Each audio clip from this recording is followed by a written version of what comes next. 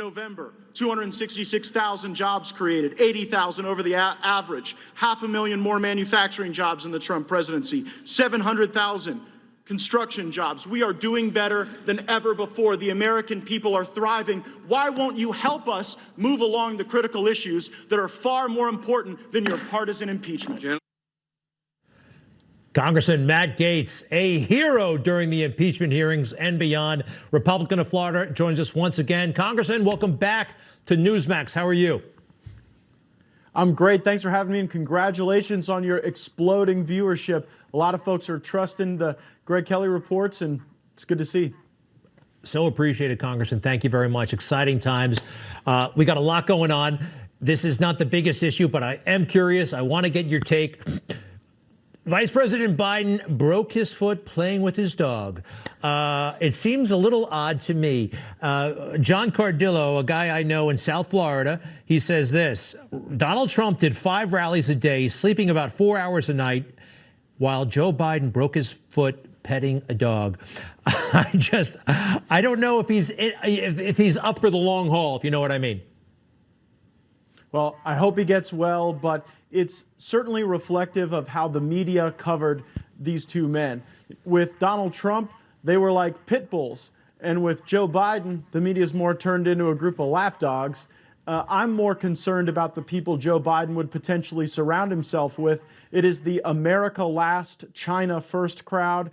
It is the establishment trying to reconstitute their power within the White House. Donald Trump really was a threat to the establishment in both parties. And now you see the seediest parts of both the Democrat establishment and the Republican establishment trying to work together. And I think that puts our people last, and it's what we got to fight against. You know, not even the left actually seems impressed with what Joe Biden is doing so far. But I again think it's all hypothetical, and it's not going to happen if these legal challenges go our way. I want to talk a little bit about Arizona. You saw the former mayor Giuliani, a warrior for the president, making the case to state legislators that, look, this election didn't work. I think his remarks seem to be resonating with them. What did you think of what happened there, and what could happen next? Well, I am concerned that there is a certification process going forward in Arizona where there are real questions about the way in which people voted. In Maricopa County, a typically reliably Republican county, you had circumstances where people were inserting their ballots into machines, and then it was giving them this very confusing series of lit up lights that were either green or red that were not intuitive. And we should have gotten to the bottom of that before any certification went forward. Now in Georgia, I do think there's an interesting development. A court there has issued an injunction to preserve evidence. That is typically a precursor to setting an evidentiary hearing. That's the opportunity I think Sidney Powell and Lynn Wood need in Georgia, the opportunity to put on evidence before a judge to get the remedies they seek regarding recalling potential electors to the Electoral College. Yeah, the situation is complex there. It's changing a lot. Do you think the effort is suffering at all because of the media blackout? I mean, those who want to find out things, even if you go to Google, it looks like the searches are coming up kind of funky. Big tech is working against us on this one. But perhaps it doesn't matter. Is it all about what happens in the court, or is this a factor as well?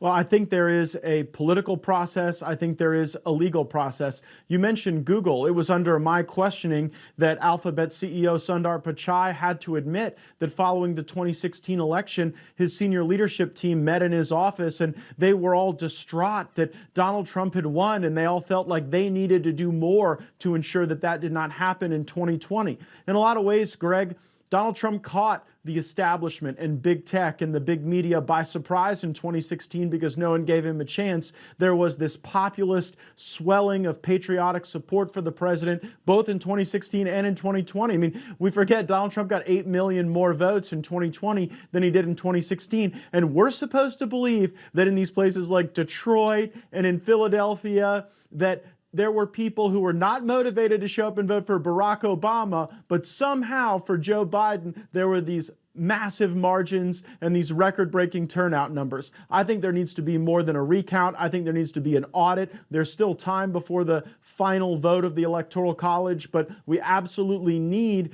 judges to exert their jurisdiction and allow these evidentiary hearings to go forward where we can get into this Dominion software issue and the other statistical irregularities that are just hard to explain. I mean, how is it that in some of these places we're having more votes than there are registered voters? It's ludicrous. So you're an attorney, I'm not an attorney, but explain to folks that despite what they're hearing in the fake news about how this is anti-democratic and this is essentially a coup that's being waged, there's nothing outside the law that's happening. There's nothing outside the Constitution. They have all kinds of provisions.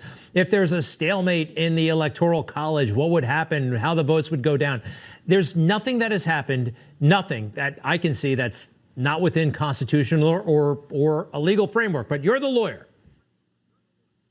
Well, of course, it is the Constitution that sets up the framework for the Electoral College to convene and to cast ballots, and the states have a role here. State legislators are not powerless if judges refuse to act. They can launch the investigations, get to the bottom of the information, and I'm glad in some places like Pennsylvania and Arizona, they at least engaged in that process. But I'm still fighting for the 2020 election. I still believe that President Trump got an overwhelming majority of the votes of the people who actually showed up and voted in person. And I think it's not a coincidence that the farther you get away from a human being showing up in person to vote, the higher Joe Biden's margins got. It was always the votes that were in the mail or that came in the last day or the last final few days that seemed to give Joe Biden margins that would make Vladimir Putin and Bashar al-Assad blush.